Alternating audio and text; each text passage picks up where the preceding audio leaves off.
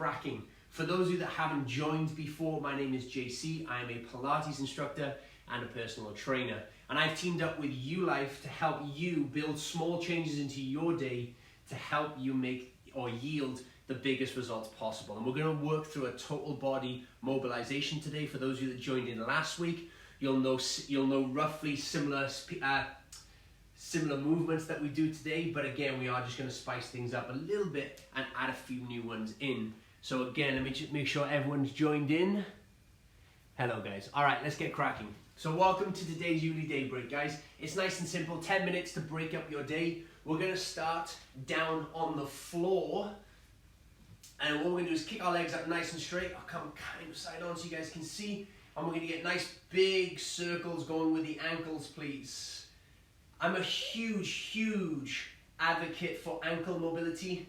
Again, a lot of people tend to neglect this, and that can really cause a detriment as you get older, as balance comes into it more, as well as general pain up the body. Think in your calves and your hamstrings, etc.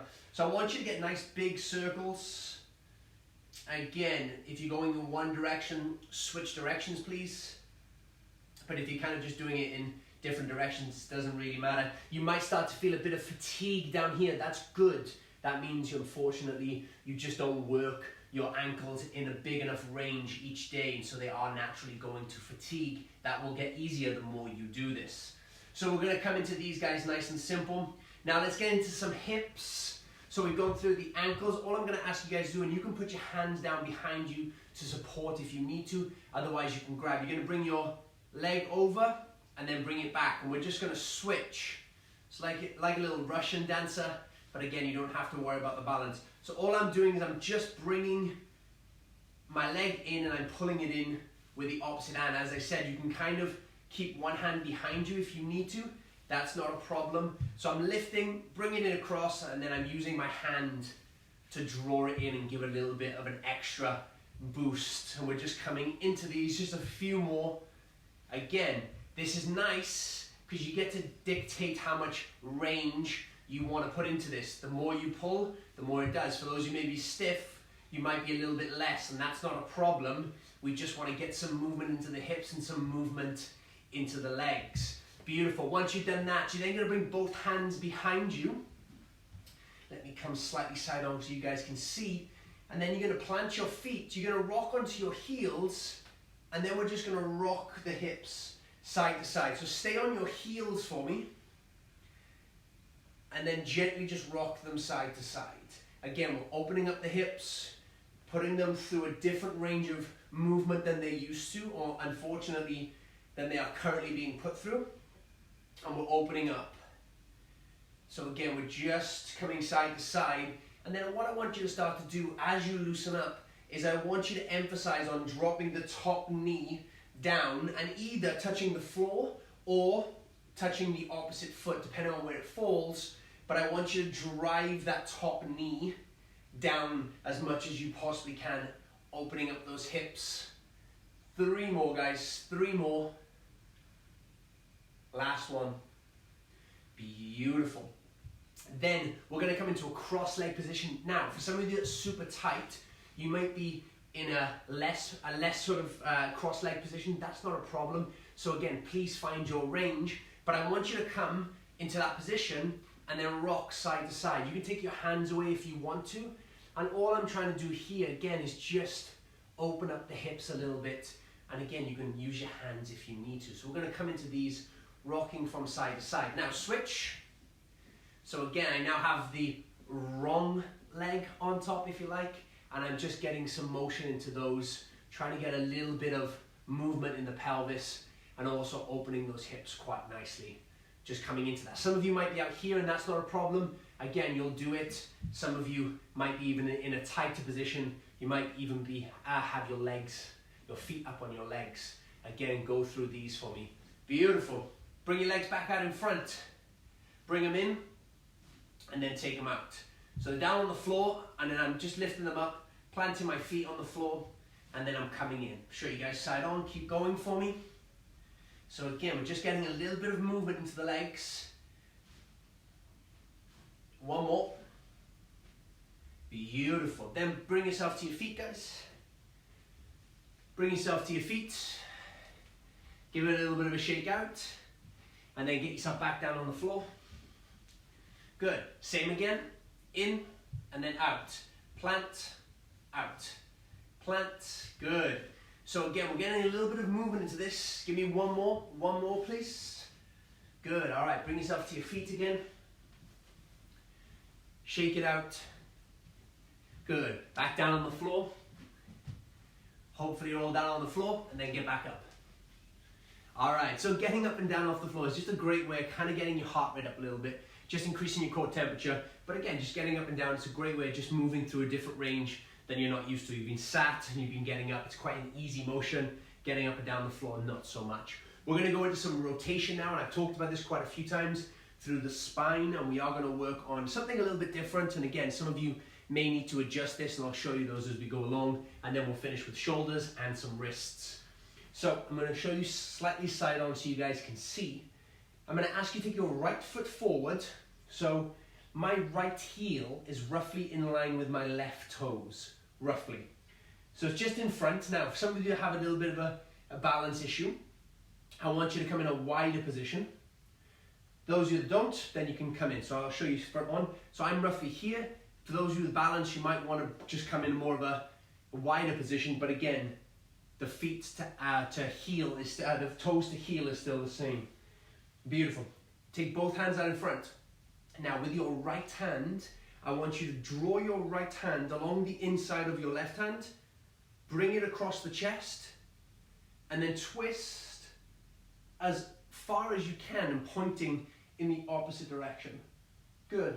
Then bring the hand in, back across the chest, run the fingers here, and then we're going to go with the left hand now. So you're rotating the opposite direction, but you keep the feet the same. Left hand runs along the inside of your right hand across the chest. This side's easier. It's easier to open up on this side. And then we bring our hand back across, run it across the chest, and then last one on the harder side. Right hand runs along. Good. And then point it behind. This one's the harder version. And then when you come to the end of your range, the biggest amount of rotation you can get, I want you to take one deep breath. And then gently bring it back in front. We're going to switch feet. So now I have my left foot in front, in line with, heel in line with my toes. Then reach forward. We're going to go the hard side first. So you can go left hand, runs across the chest, points behind, bring it back, run it along. Now the easy side for one, run that right hand across, open up, bring it back across the chest, down the arm, and that's allowing the maximum amount of rotation that we can possible. Last one on the left side with the deep breath hold. So run the left hand along the inside of the right arm, across the chest. Good, take one deep breath.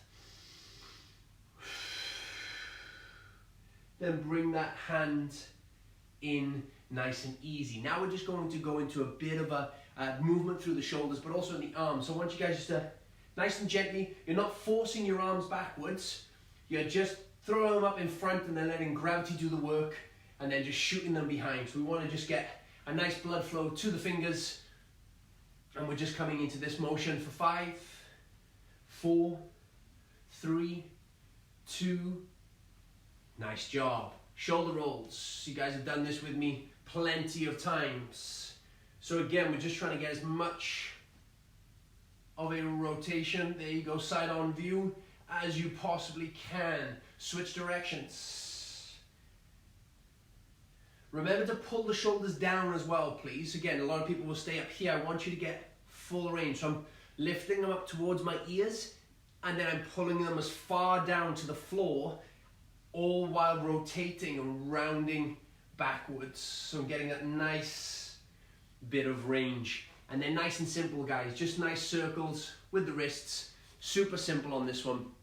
Again, you've been typing maybe for a couple of hours or definitely for the past few days. So we want to get a little bit of a circular motion into the wrists, because again, apart from this, they rarely ever get worked in any different ranges of motion. So again, nice big circles, maybe 10 in one direction,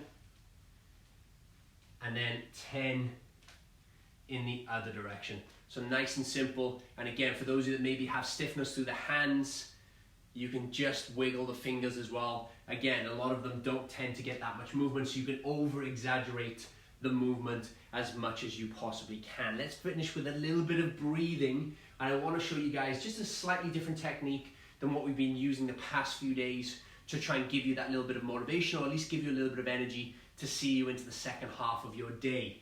So yesterday we did the fast, hard breathing. The one thing I want you guys to do today is I want you to take a deep breath in, and I want you to hold that breath.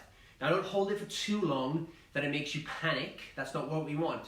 But when you hold your breath, your heart starts to beat a little bit faster, and you just start to just increase that core temperature a little bit, and then we'll breathe out. So ideally, this is all subjective to you as an individual, but I want you to take a deep breath in and hold.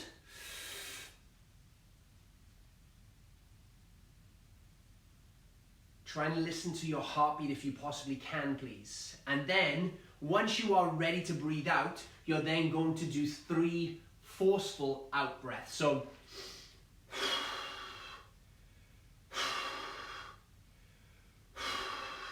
let's try that one more time. Take a deep breath in. Hold until it all starts to kind of get a little bit uncomfortable. Just a little bit. Not so you're panicked. That's not what we want. Just a little bit uncomfortable. So hold, and then remember, once you are at that point, you'll then do 3 forceful out breaths. So 3, 2,